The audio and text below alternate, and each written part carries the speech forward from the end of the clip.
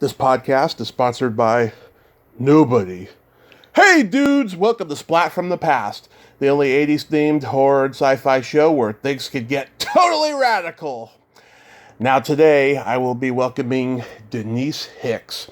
Denise played Elizabeth's mother in Ernest Scared Stupid, which is celebrating its 30th anniversary this year. My dad took me to see that on Halloween when I was 8 years old. And I love that movie, and we're going to talk about that. You know, she was also on Hey Vern, It's Ernest, the Ernest P. Worrell Saturday morning show that Jim Varney did as well. And she's been in a couple of TV movie of the weeks, and she does the Shakespeare Festival in Nashville every year. And she knows a couple people from the Romero camp as well. We're going to talk about all of that stuff today, and I can't wait. It's going to be another great conversation. So yeah, here is my interview with Denise Hicks. Hello. Hey Denise, welcome to the show. How are you today? Doing all right. It's a beautiful day here in Nashville, Tennessee. Love it. How you doing? Great. It's a beautiful day here in California. Awesome. My across the street neighbors just moved here from there. So kind of a California-like day here. Yeah. This is such a great honor. Thank you for taking the time today. I'm happy to. I think what you're doing is pretty cool. Oh. So, you know, that just talking about films, talking about the art, Yeah. is important. It is, you know, especially the old films, you know, because it's gotten to the point now where there's no context to anything historical now because everything is just images popping up on the internet. You know, people don't really take the time to take it in, you know? Yeah, exactly. And the art that it is. I was thinking about just the basic structure of Ernest Scared Stupid is what we're going to be talking about. That whole story that they tell and the way that they tell it, Right. really well told. Like, it's a really good, well-told story, you know? So, Yeah. I like that. I like the analysis of it all. Like, what makes it good? You know, why was it so popular, and how has it stayed alive all these years? So, going back in time, you know, before Ernest Scared Stupid, did you gravitate toward acting early on in your childhood? Oh, yeah. My mother put me on stage when I was 5 years old.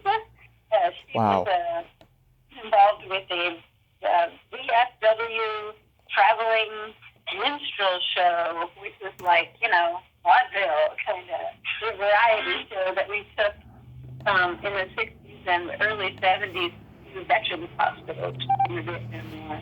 So I was singing with my family as a very small child. And and then I just kept doing that because I just didn't know what else to do. So it's pretty much all I've done my whole life. Yeah. Did you do school plays and community theater and all of that? I never did community theater. I did school plays, and through high school I was singing, like as like for weddings, and we got a little lounge gig at the local holiday room, and so I was always kind of, and I always needed to make money. I just never had much leisure time in my life, so I knew I had to make a living doing what I loved, which meant I couldn't really do much non-paid work like community theater. So I just went right to work at an early age. I went to college. By the way, I was in college at Pittsburgh, Point Park University. Right. While George Romero was making Dawn of the Dead, and that movie was full of all my classmates. Oh, yeah. I showed at the time at the Pittsburgh Playhouse, and I couldn't be in the movie. I couldn't be a zombie like all my friends were. But they were, Yeah, Marty, John Amplis, yeah. Yeah. David Butler, Jeff Hall, who ended up being the one that shot, like, the main guy. Mm-hmm. And I remember when I saw that film with them, they did not know when they shot the scene who they were shooting. They just jumped in the elevator and stayed up. Yeah. We didn't find out until they saw the movie. They're like, oh man, we shot the main guy. We didn't even know. So I thought that was pretty funny. Yeah. I've talked to like 12 people from Dawn of the Dead. It's like one of my favorite movies of all time, you know, and the Romero camp, they're such good people, these hard-edged Pittsburgh, Philly people, you know. Oh, yeah. So that's just it's a funny little coincidence because otherwise I don't think there's any connection between Ernest Scared Stupid and Dawn of the Dead. No. No. Did you study acting while you were at Point Park in University? Heck yeah, that's where I played my first Shakespeare role at the Pittsburgh Playhouse. I played Juliet, and yeah, we stayed. You know, I mean, I was a theater major, so we were doing regular college theater, but also we could audition for the Playhouse and do those things as well. So I just kept acting, and then I got this Opryland, which was a local live performance theme park here in Nashville, came to the Pittsburgh Playhouse to audition people, and a friend of mine said, "Come on, I'll play piano for you." So I did, and they hired me, and I moved from Pittsburgh to Nashville in January of 1980, and although I moved back to Philly for a little bit, I've been, pretty much ever since acting and making theater companies and trying to make a living doing what I love. Yeah. So then you moved to Nashville in 1980 to perform at Opryland? Yes, I was in the Country Music USA show, clogging and tap shoes and You're singing? Yeah. I didn't know much about country music before I got that job. I really learned to appreciate it and actually love it for all of the skillful sentimentality. Yeah. Like, who'd you listen to growing up? Well, I'm the youngest of four, and my siblings are all quite a bit older than me. Yeah. So I was listening to their music, which was my brother was kind of like, we always called him like the Marilyn Munster of our family because he was so normal. The rest of us were not. Yeah. So my brother, he always listened to like Joni Mitchell and and like the folk singers, the brothers or whatever. He was always had kind of conservative taste in music. My sisters were more on the clean and kind of out there, more experimental and of popular music of the late 60s. So I don't know. I just listened to whatever they listened to because I was so lazy and didn't have much say in my life. Right. Then you joined the Tennessee Repertory Theater. Yeah, actually, I auditioned for and was cast in the very first show that producer created here in Nashville, and then the company went on to become the Tennessee Repertory Theater, and now it's the Nashville Repertory Theater. But I was in the very first show and then worked for that company for 20 years.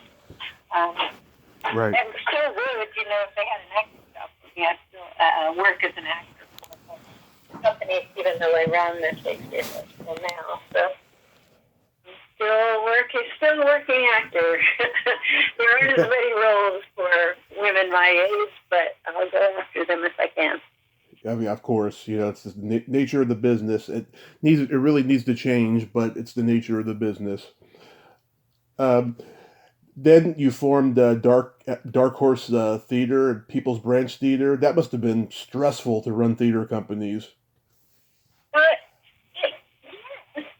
And what I have learned that is, if you let the art lead, the business, and you have at least a sense of a business plan, right? The business will follow. I feel like not to stress about the business, but really put your energy into the art, then people will support you.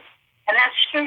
Dark Horse is still a standing theater. It's we no longer produce theater there, but that playhouse that we built way back in 1990 or like 1990, 91, it's still standing and still definitely is a haven for experimental and alternative theater, which is why we originally built the Tennessee Rep as we were doing it. It's very commercial. We perform in the Performing Arts Center here, so things you have to still be educational and, be all of that.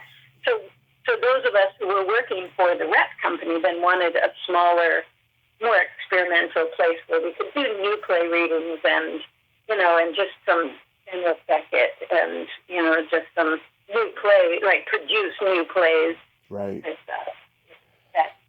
weren't really able to do at the Performing Arts Center because we knew we wouldn't make enough money to pay for them. Yeah. You're cutting up a little bit. I know. I'll stand close to the router. Yeah. Did you name Dark Horse from the George Harrison album and label? We went through the other name that we were going to call it was the Grant Worthy, Grant Worthy Theater, and had like a bust of Grant Worthy in the lobby. Yeah. But really, because we were talking about how do we pay for theater like this. But Dark Horse won just because we were breaking away from the presumed winner of, commercial repertory theater, and we thought, well, we'll be a dark horse running in this race and hopefully finish in a surprising way. So it had everything to do with it. I don't know. I remember sitting for hours with that group of people, having a long list of potential names for that space. I guess that was on Dark Horse. Wow. Yeah, I mean, I used to volunteer to work concession stands at theaters and stuff, and I used to see theater owners just be fucking stressed out while they were running around, just seeing that everything's perfect, Right. It's theater is such a collaborative art. Yeah. But it's always the people who are making it happen that feel totally responsible for everything, but also frequently not in a position of power to change the things that need to be changed. So you have a full responsibility and sometimes very little power, and that can be really, really stressful. And but like I say, if you know you're creating a really good theater or really good art, then you can quit stressing about the rest of it and just know that people in this world appreciate excellence and they appreciate quality. And so, the festival I run now, we have, we do that. We lean into creating the very, very best work we can with the resources that we have. Right. Here in Nashville, which is just a screaming busy city now. It used to be kind of a big, small town, and now it is a small, big city. And so we have, now our issues are marketing and getting the word out and so much competition for entertainment dollars and all that kind of stuff, which I think stress about. And I do, I have to say, when I forget that I shouldn't be. Yeah. So how does Hey Vern, It's Ernest come into your life? Okay, let's see. The father of my child, my ex-husband, is Bruce Arson, who scored all those movies, and most of them, and the TV show. And then his best friend, Coach Sam, was involved with Dr. Terry and all of the Ernest work. So I'm just one degree from the whole family, which made all the Ernest movies and the TV show, and even some crew a lot of times worked on the commercials as well. So I'm just kind of right. Nashville is it's a super friendly place to live. Right. It's also, it's a very connected community of creatives. So we all still see each other a lot, work together when we can. It's the bonding that happened through those earnest years is really solid, and we stick together. Yeah, I mean, I've talked to his nephew Justin Varney. I've talked to Daniel Butler, and good. Yeah, I was hoping you'd get through the Daniel. Oh yeah, a couple of people from Ernest Goes to Camp. I mean, they all have just nothing but good things to say about Jim. I mean, I talked to one guy. He said he didn't like Jim's politics, but other than that, he was a great guy. So, I mean, it's just amazing when a person can have an impact on your life, especially your professional life like that. Because this is a tough business. Yeah, it sure is, no question. Yeah, Jim was amazing, and here in Tennessee in general, you just don't talk about politics unless you like you're really prepared for it, and that's just the way it is. People are they're strong-willed and closed-minded at times, and so those of us who know we're in alignment, we talk about it when we want to, but otherwise, it's not a good subject of high religion to bring up here in Tennessee. Oh yeah, I've been up here in Reading for the last 4 years. It's a very conservative, closed-minded place. We're looking into leaving because it's just we can't make friends around here. Oh yeah, exactly. Yeah, you have to.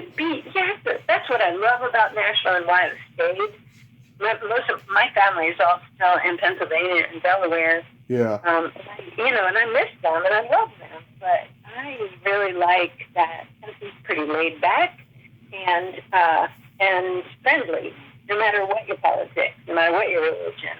We have sort of a culture of kindness here that I can feel sort of like now that the city has grown so much, slipping a little bit, but it's still all about the activity and there's definitely a sense of mutual support in people, or whether it's a CD release party or it is a new film we have like the Defy Film Festival here, a little film festival that people are so enthusiastic about. Right now we're in the middle of the Nashville Film Festival, which is a big one. But it's really, it's just a great, friendly place where you can get a lot of support. That's good.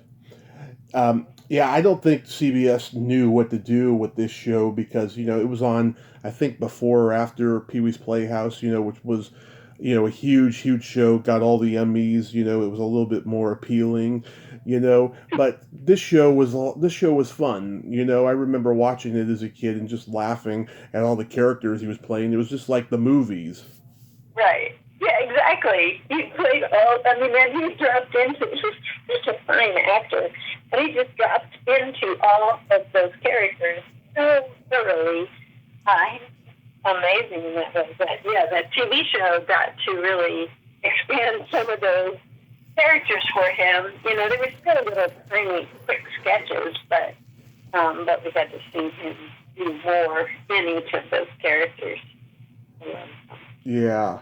So after that show is canceled, did Jim just ask you to do the part in Ernest Scared Stupid? Golly, no, I think it was probably Coke and or Buster. They were, Jim pretty much, I don't think he cast them much at all. I think, but I'm trying to remember how I got it.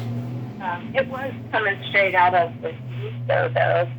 So, and I had played when my father was a clown, I played the clown mom, not a clown, the regular woman married to a clown, a genetic clown. But, so I think the role in Ernest Scared Stupid was very similar to like clown mom, but the mom, a very good one. Yeah. My dad pulled me out of school on Halloween to go see this movie when I was 8 years old, and oh my God. It was a packed house of parents and kids, and the energy was infectious, complete pandemonium. It was funnier in the theater than when I saw it on cable, because when I saw it on cable, I thought to myself, this movie's pretty fucking scary. It's so scary. So my son was one when he's 31 now. He was one when we were shooting.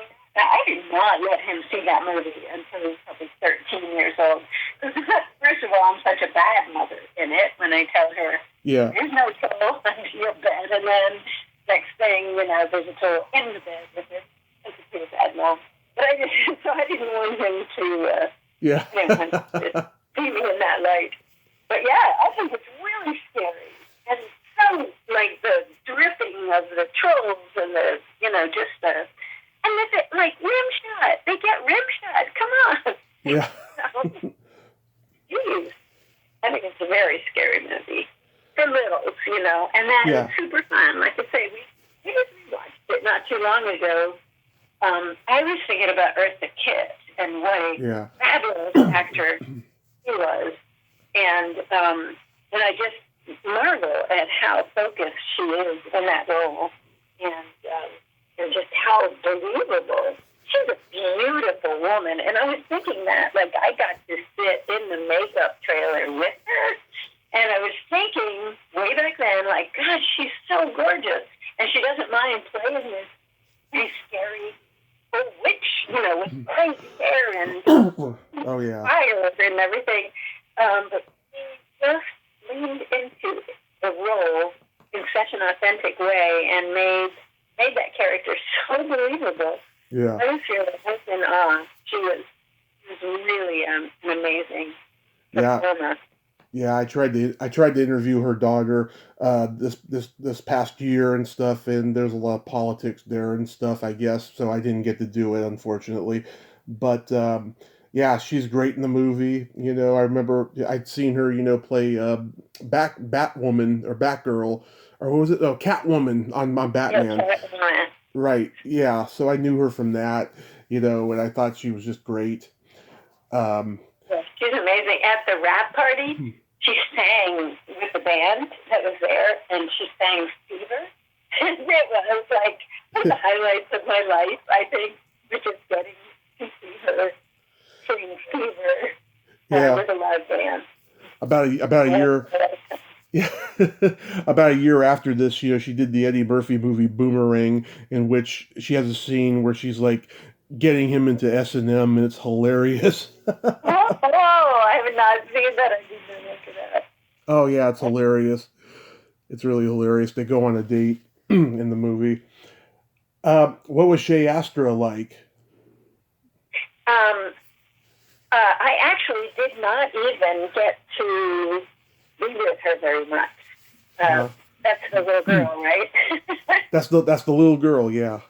It's like my daughter. Yeah. I actually spent more time with her stand-in because I didn't have a stand-in. Right. The rehearsal on set was with me and the stand-in.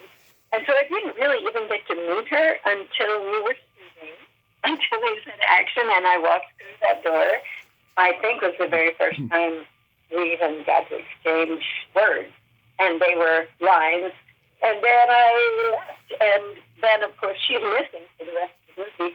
I didn't have any scenes with her at all. Like at the very, very end, I get a hooker. You don't have any lines or anything, and it was fast. So I wish I knew better. Or even, I was talking recently that I wonder how old is John or now and what they're doing, because they were so good. I thought they were, as kid actors, I thought they were really, really solid. Yeah, I see her on Instagram. She seems like she grew into a very interesting, eccentric woman. You see her with all these different, fashions and makeup and whatever. Yeah. Well, she had an intensity as a child. She was definitely intense. That was, and like I said, I think she was. Oh yeah. Yeah. I was always creeped out by the troll using her voice. Hurry, Kenny, I'm catching up. I know, it's that kind of scary stuff. Well, the first one uses Ernest's voice, I think, or something. I can't remember now, but the first kid that he catches, he uses a familiar voice like that. That's like I hate it when bad guys can, like, morph into things that you love, or know. Yeah. Scary stuff. Yeah, I can't believe Gaylord Sartain wasn't in the movie. I mean, that guy that was with Bill Burge looked like him, but I never understood why he wasn't in it because they were just so good together, you know? Yeah, they were. Well, I thought that guy made a good stand-in, for sure. Yeah. But, who Gaylord, I'm not sure. Yeah. I know, like, he came back. We all did a film called Existo. Have you ever seen that? Oh, Existo? Oh, I know about it, but I haven't seen it. It's online. I think it's even on YouTube. There's a couple of different, they edited it and re-edited it, and I've heard now there's what do you call it when you lighten the film a little bit so you can remaster kind of thing or whatever. Yeah. So Gaylord was in that with us, and we shot that in like 98, 99 somewhere. It was right toward the end of Jim's life. Yeah. The last few things he did, but he is amazing in it. It's just about the art wars when conservatives take over America and make art kind of illegal, or they try to regulate it. Yeah. So there's a whole art revolution, and all of the performance artists and musicians and actors and visual artists, and everybody all comes together and kind of fights back against conservatism. It's satirical, but Bruce Arnson's music is awesome in it, and Jim Varney is hilarious. He jumps around and like I can't remember. He's like supposed to be some kind of statue, so he's got a diaper on and he's covered in like white blood. Anyway. Was there anything about the movie that personally scared you when you saw it?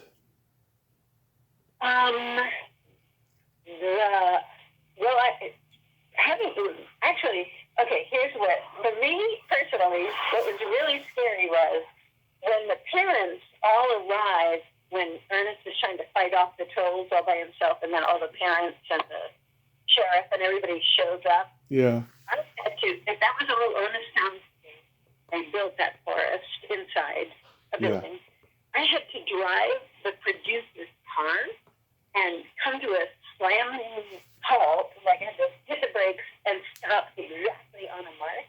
Yeah. I had to do that a couple of times. That was terrifying. It was like so scary to drive in the producer's car, and I'm like, I'm not a stunt driver. I didn't have to. I mean, I really only had to drive maybe 20 feet and slam the brakes, but it was so creepy. But no, I actually had so much fun making it. But then when I saw it later, it just kind of brought back the fun memories of having made it. Thinking of it like through the eyes of my child, I could see it's a really scary film. But yeah, I'm with you. When the bad guy takes on the voice of someone else, yeah, that's really scary. Doesn't that happen in the Exorcist? Doesn't she at one point like talk in the voice of someone, like the priest's mother or something? Right. You know what I'm talking about? I try to remember. It's been a while since I've seen the movie. Probably. I'm pretty sure that happens. Just creepy. Yeah, I mean, one thing that always made me laugh was when the troll eats the gun and the other troll's clubbing him in the back and spitting the bullets out. What the heck? Yeah, wacky stuff. You could tell, like, even when they built the treehouse, you could tell it was the same team that did the TV show because it had that just kind of artful, surreal, bizarre take on, when you have like mannequin hands and heads and things, just pieces and parts of toys that make up other things. Yeah, I thought the treehouse was really cool. Yeah, it was all pretty cool. Yeah, this ended up being the last Ernest movie for Disney before Jim started making movies up in Canada, which I think was very smart of him, to keep the series going that way. Right. Yeah, I know. It kind of broke up the the band, like I didn't go to Canada Blues Camp, and Coke, of course. But that meant the local actors and crew. You just had to go keep on keeping on here and there. So. Right. So after that movie, you did a TV movie of the week called Separated by Murder. I did. How did you know that? I saw it on IMDb. Yeah, that was pretty fun. And I was in Memphis. I shot it in Memphis, which is about 3 hours from here in Nashville. And I flew over there, knowing I only had one day on set, and I flew to Memphis. The next morning, there was a ice that left like 3 inches of solid ice over the whole state of Tennessee, really. Nashville got hit just as hard as Memphis and shut everything down. They had to shut production down. I got stuck in Memphis for a week, and I had only flown there with like one change of clothes, and I was supposed to come back the next day. It was, and then every day they'd try it. They were like, okay, we're going to go on with shoot today, and it would just be too much ice, or, you know, that they couldn't get the transportation going, or when businesses were closed because of the ice storm. It was crazy. But I really had fun shooting with Dan Glass, and it was a good time. Nice. Yeah, Sharon Gless, she just came out with a memoir. I was thinking about reaching out to her again for an interview. I did when I first started the podcast, but it didn't happen. Steve Railsback, such an underrated actor. I was supposed to meet him at a convention a couple of years ago, and he ended up canceling, unfortunately. But life happens, you know. It's amazing when things actually do line up and you can do what you want to do, because it just seems like there's always so much happening in opposition in this world. It's like, and lately especially, like people, everybody is so busy all the time. Yeah. So was Existo a fun experience to do? Existo it really was, because it was kind of like a reunion of the, everybody in that film are mostly local theater people. So right. they are the people that we started Dark Horse Theater with. And Bruce, who plays Existo in it, was really, he wrote a lot of the movie with those actual actors in mind and created the characters for them to play. So that was pretty cool. And just the nature of it, the theme of, you know, all the artists unite and fight back, was really fun. And pretty, you call that like prophetic, you know, it was like, he wrote it, 20 some years ago, but it feels like there's still that anti-intellectualism and anti-art movement that in America that pushes back on too much creativity or too much art. And I think, so again, that's just for you to see it. I think you'll enjoy it. It's not really hard, but there's some really dark twists in it that I think is good. Right. And music, like I said, music is awesome. It's really fun. There's several. It's essentially a music show, as many scenes take place in a club called the Stewart, where that's where Bruce performs his songs. So it's fun. I should check it out. I definitely will, because it sounds like it's a pretty fun movie. Yeah, it's immense. The first time I saw it, I'm like, but the more times, I've probably seen it 5 or 6 times now, just by accident or, you know, whatever. Yeah. Somebody I knew wanted to watch it, and they're like, would you come watch it with me? I'll see it again. The more I see it, the more I appreciate it. And like I said, the more, the farther we get from it, the more I realize, gosh, it's still so relevant. So how did you get involved with the Nashville Shakespeare Festival?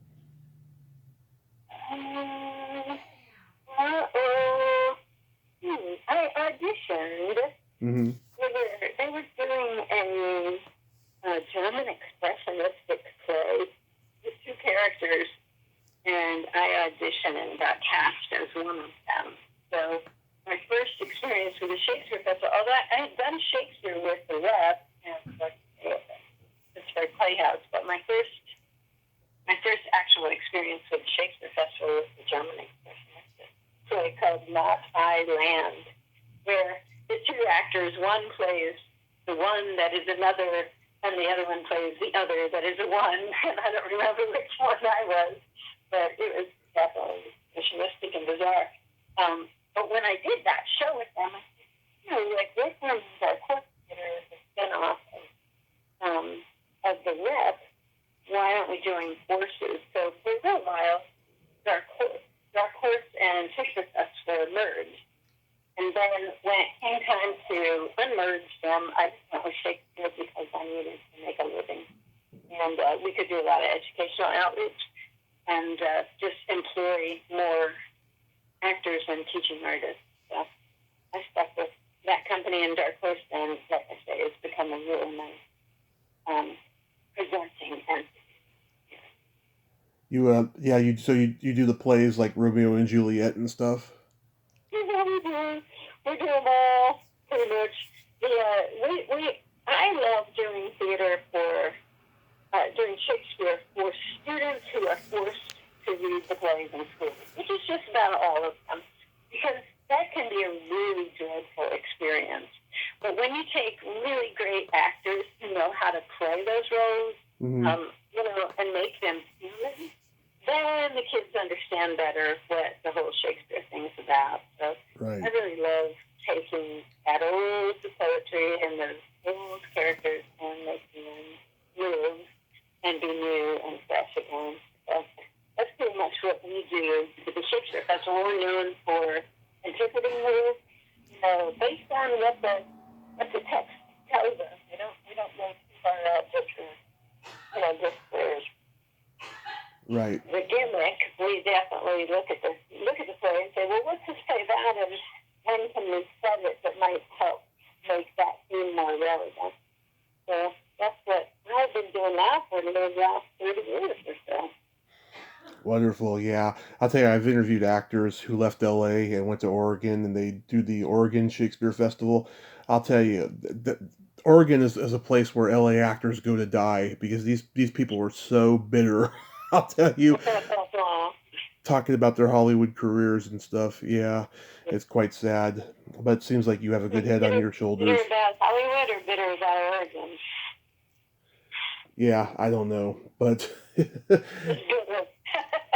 Just treated as bitter. I know. I just never wanted to turn into that. And I feel like, life's just going to be bitter or sad or unhappy or disappointed. So here in Nashville, I found it's always possible to create the next opportunity rather than wait around and be mad when it didn't show up. Right. That's what I've been doing. So do you have any upcoming projects?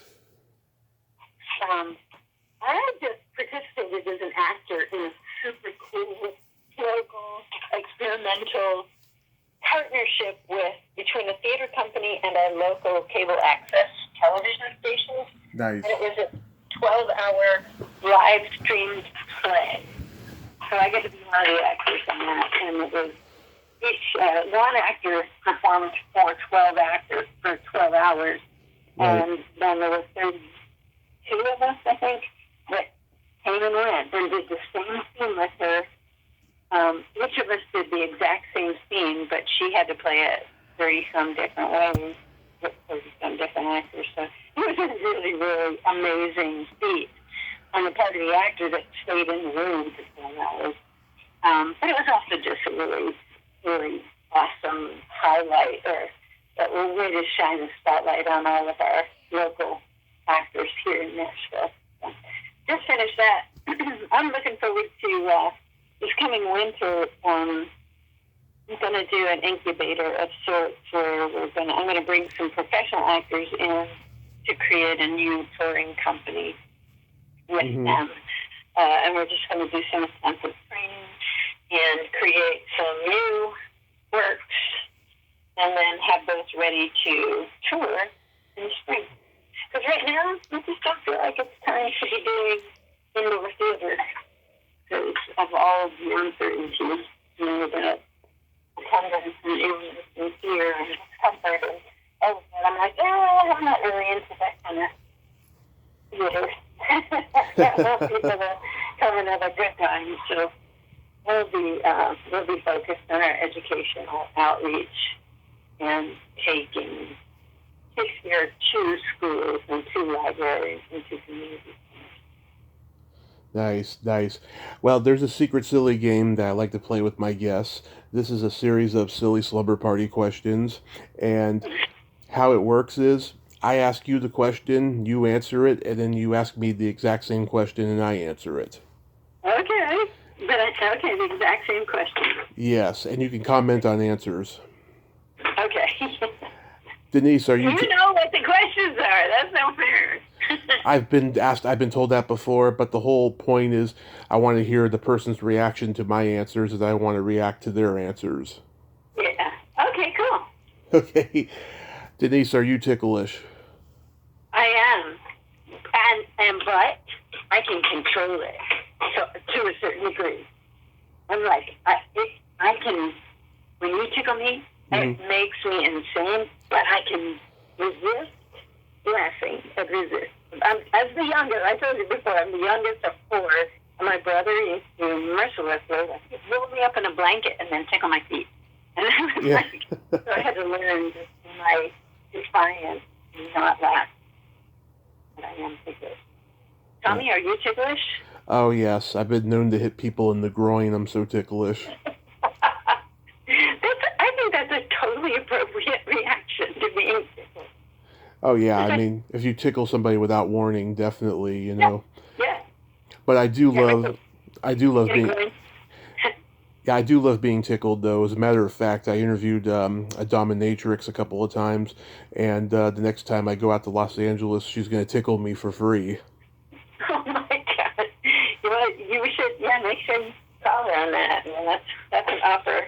Absolutely. I was supposed to go this weekend, as a matter of fact, but I canceled it a couple of weeks ago because just financially it's not a good time. And plus, with all the restrictions out there, it's just, a risk. So I'm not going to do it right now.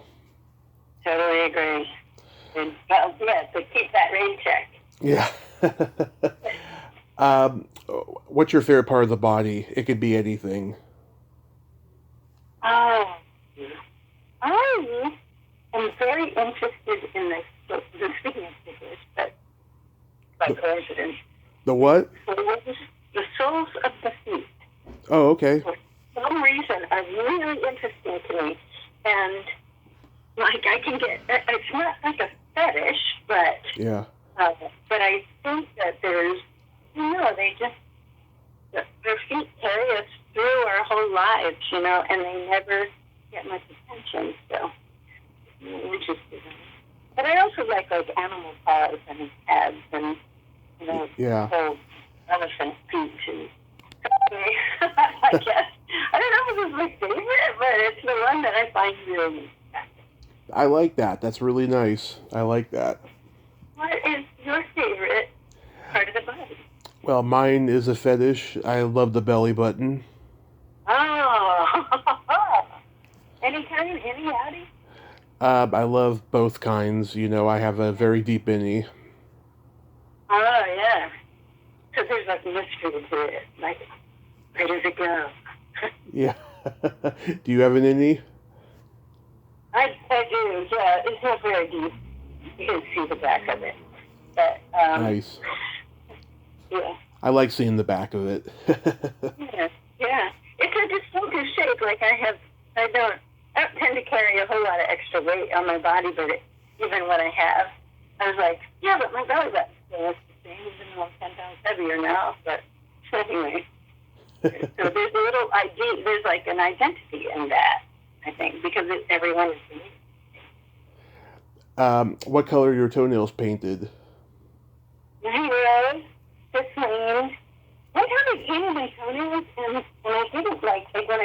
polish off. Yeah. It kind of yellowed and looked weird to me. I'm like, oh, I'm never doing that again.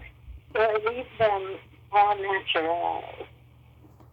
And that's, I don't know, there's actually like a shell-like pink to them that looks fine to me. Without paint. What color are your tunnels painted? They are lavender purple. I just did them because I'm going to a Comic-Con this weekend. Yeah. And what kind of shoes do you wear that shows them up to this? I wear flip-flops.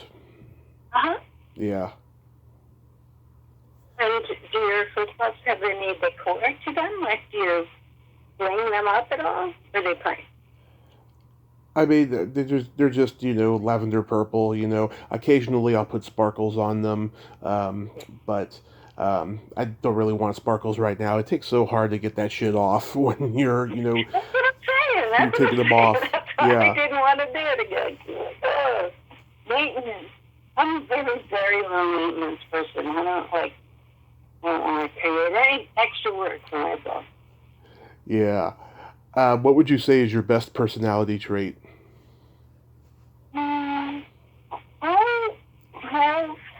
I am grateful that I can see the good in almost everybody.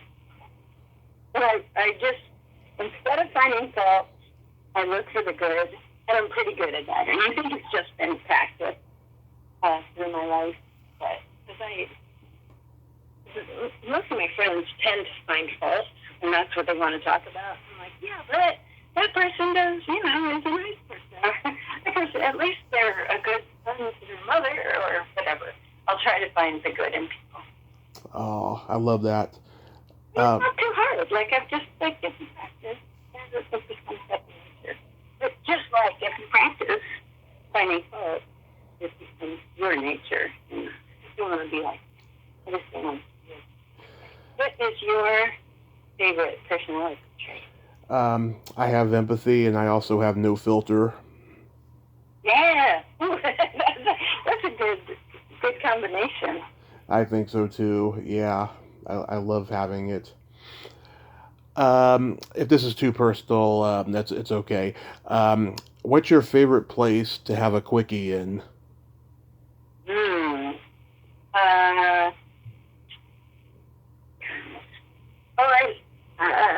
The bed. The bed. I'm like, here I am, and I've always been kind of prone to comfort. Yeah. So, I'm trying to find comfortable places. So, rather than, and I'm not all that prone to risk or confrontation either. So, Yeah. So, I'm more comfy. Where is your favorite place to have a cookie? Well, back when you could actually get away with it, I used to love to do it in the movie theater. Right? Yeah. What's changed that you can get away with it again? Yeah, well, they were mostly finger quickies. Oh, I see. Well, now that you have assigned seats in the theater, I've noticed, but there are recliners, right? Yeah. Last couple of times I've been to the theater, there have been no other people there, or very few, Yeah. If you're ever going to do that again, now's the time. Most people aren't going to indoor theaters, I guess. Yeah, I don't know. Yeah, I've done it in nature parks too. One time, me and this lady were making love, and a deer walked by us. I swear to God. I was like, "Oh my God! I hope that deer is still alive." Like it died of shock or something. Maybe. And then my favorite question: is there a stinky smell that just makes you gag? Actually, yes. Any kind of human excrement. Yeah. It makes me gag. I can deal with all the animals, but humans, and pretty much anything human can make me gag. But I was really fortunate. I had one son, and fortunately for me, he wasn't in diapers for long, and he rarely threw up. Because those things can get to me. Do you have one of those that comes to your mind right now? Yeah. And then for me, it's either farts or feet. Yeah, humans again, right? Right. Like as opposed to like horse manure or something. That's actually smells pretty good to me. But yeah, farts. Have you ever like gagged publicly because of someone else's fart? Oh yeah, a couple times. Sorry about that. It's That could be so awkward. it's human nature. And, yeah. I have a couple jokes for you. Okay. You know the difference between a golf ball and a G-spot? No. A man rather spend 20 minutes looking for a golf ball. Ah. Got it. Got it. What do you call a boy that doesn't masturbate? I can't even imagine. What do you? A liar. Like, really, there's got to be a scene for him. That's funny. Yeah. Well, Denise, I thank you so much for coming on today, and you're a very lovely person. I like you a lot. Likewise, I'm really glad you called. I'm glad you're covering Ernest, because he deserves to be talked about as much as we can. Yeah, it's funny. The last couple of years I've been doing this podcast. I think about reaching out to people that to talk about Ernest Scared Stupid, and there's like all these there's people like yourself and a couple other people who had small parts in it. And I was just like, I don't think they're gonna want to talk about it because they're only a small part of it. And then when Greg had you on, recently, I was like, okay, I'll reach out to her. So. Yeah, well, again, for me, it comes back to this is about keeping Ernest on the, his name, say his name, speak it. Like Jim Varney, he was awesome. We should do all we can to honor his memory and keep talking about how amazing he was. Yes, well, you have yourself a great day, and please stay safe. Great, you too. Thanks, Tommy. Okay. Bye-bye. Bye. Well, there you have it. Denise Hicks. Ain't she a sweetheart? Oh, what a great lady, huh? And I'm so glad that we could have this conversation today. Well, until next time, this is Tommy Throwback Kovac saying there's no shame in living in the past because the present sucks. Later, dudes.